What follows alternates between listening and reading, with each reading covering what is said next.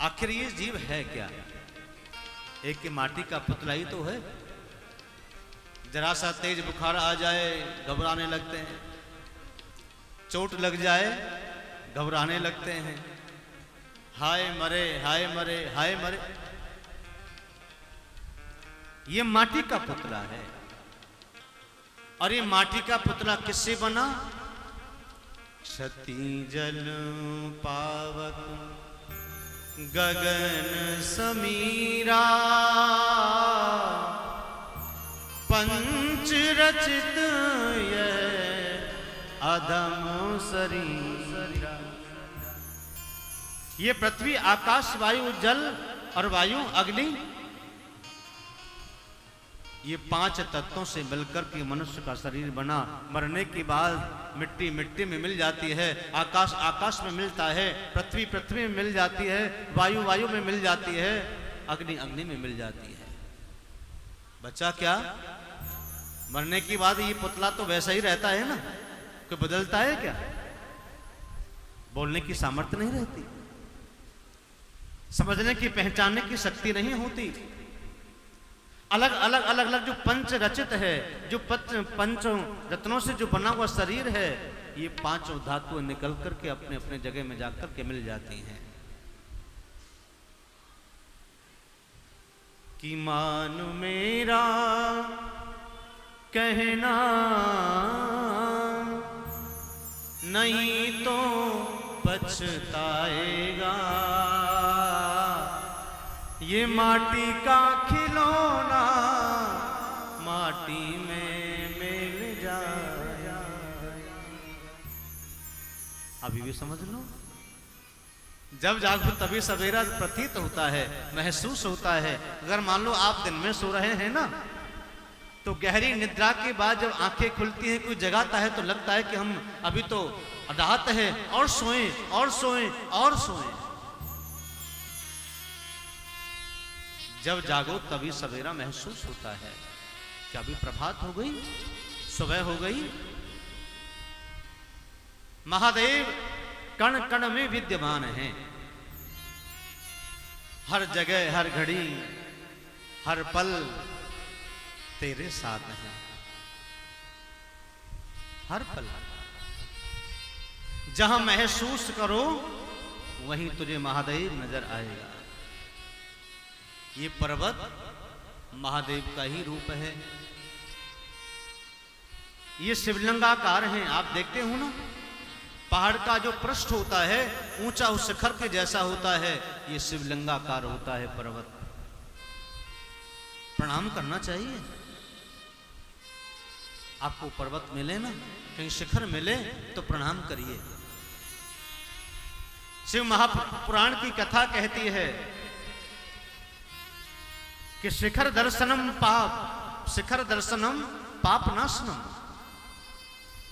शिखर का दर्शन करने से व्यक्ति के पापों का शमन होता है। मंदिर की शिखा का दर्शन करते जाइए। मंदिर में नहीं घुस सकते हो तो कम से कम शिखर को दर्शन करते हुए निकल जाइए। शिखर का, उस गुम्बद का दर्शन करने से व्यक्ति का पापों का नाश होता है, मन पवित्र होता है। शिखर दर्शनम सर्व पाप नाशनम। बिल्व पत्र का वृक्ष अगर कहीं आपको मिल जाए तो गले लगाओ।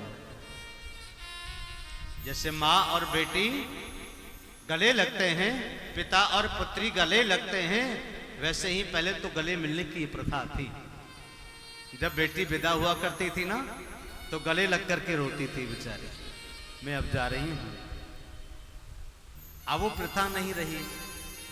अब तो बेटियां शुक्र मनाती हैं, बाप का घर छोड़ करके जा रही हूं, हंसती हुई जाती है। मां कहती थी तो मेरा कलेजा का टुकड़ा तो मुझे दूर करके जा रही है। बेटी कहती थी मां तू मुझे अपने घर से दूसरे घर में भेज रही है, लेकिन वो अब नहीं।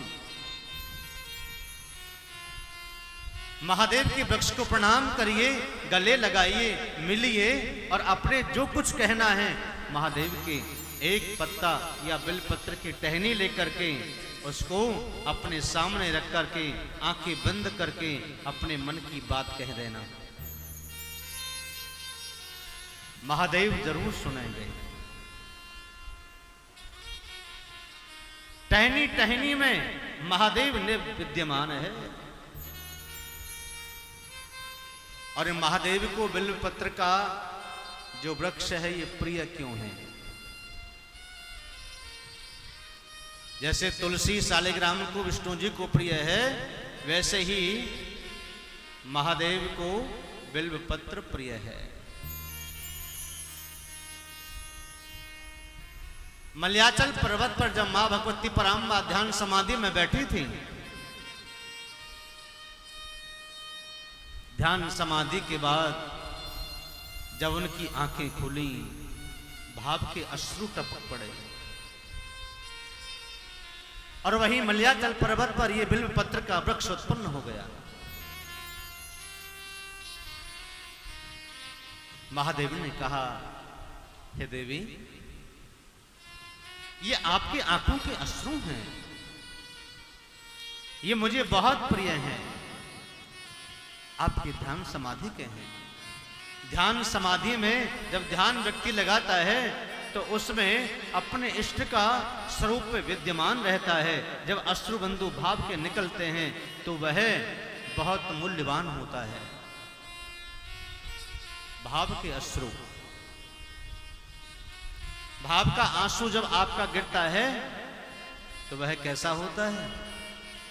कभी परीक्षण किया?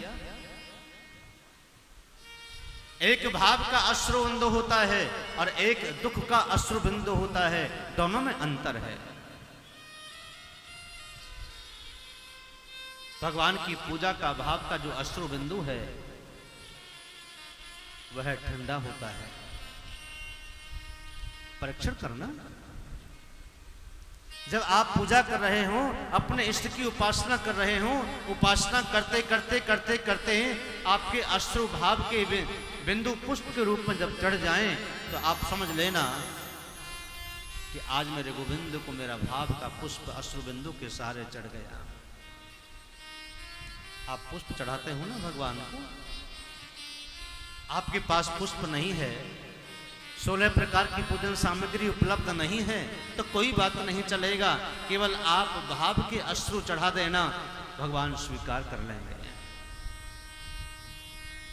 ये अश्रु बिंदु का बड़ा मूल्य है। और कोई गम आ जाए, कोई परेशानी आ जाए, कोई कष्ट आ जाए, कोई घटना आपके जीवन में घट जाए, जब आपको रोना आए तो उस रोने के अश्रु का जो स्वभाव है वह गर्म होगा। दुख का अश्रु निकला हुआ आंख से गर्म होता है और भाव का और खुशी का अश्रु ठंडा होता है।